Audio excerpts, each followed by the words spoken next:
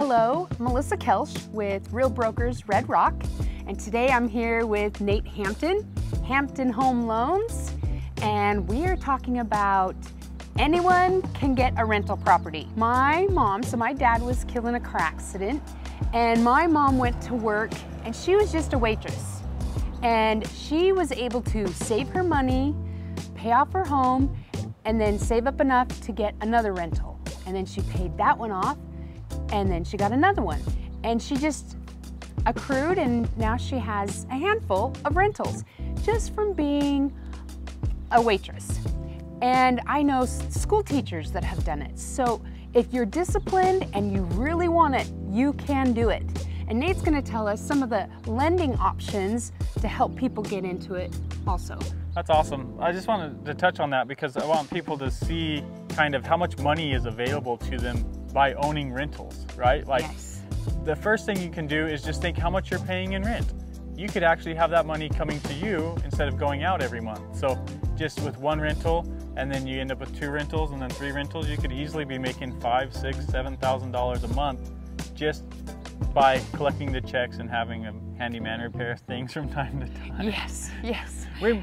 We make it sound easy, right? Yeah, there's lots of variables, like getting good renters, that is a big plus. So if you do have some money, a large amount, you can put it down, because that's my philosophy. Is my real estate coach has told me when you're 50%, you can get another rental, and doing it that way. Because in 2006 and 7 and 8, I kind of saw people losing their properties, so I don't like to overextend myself. But I do have clients that have different risk tolerance and maybe other resources they can pull from if they get into a little situation. So they just can take a portion and buy several properties and go from there. Tell them how they can do that. Yeah, so there's, like you said, everybody has different risk tolerances, and if the more reserves you have, the more risk you can take on, right? And that's kind of like anything in life. The more reserves you have, the more risk you can take. But you definitely want to know where your risk tolerance is. Is it 1 rental or 5 rentals? Because we were talking about you could put 50% down and buy 1 rental, or you could put down 50% and buy 2 rentals, right? So then you have 2 rentals, 2 payments, 2 rents coming in. But we've seen bad things happen where people had 10 rentals, or they just maxed out and had no money to get into those situations. So things are a little bit different right now. So from a lending standpoint, the risk is in the top 20%. So lenders will loan you 80% if you have 20%.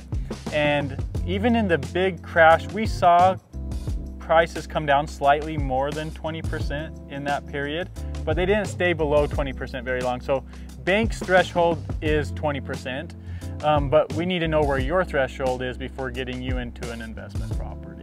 So what you're saying on threshold, meaning you need 20% down. Correct. And then the bank will give you 80% because they figure all the risk is in the 20%. And so if you're in 20%, they're willing to loan you 80%. Great. But if you are going to live in the property, say there's a basement and you want to rent out the basement and you're going to live in the property, how much down do they need? Somewhere between 3 and 5%.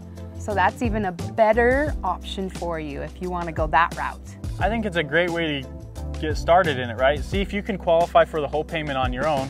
Rent the basement to see if you even like being a landlord before you become fully invested. Yeah, before you have a bunch of renters.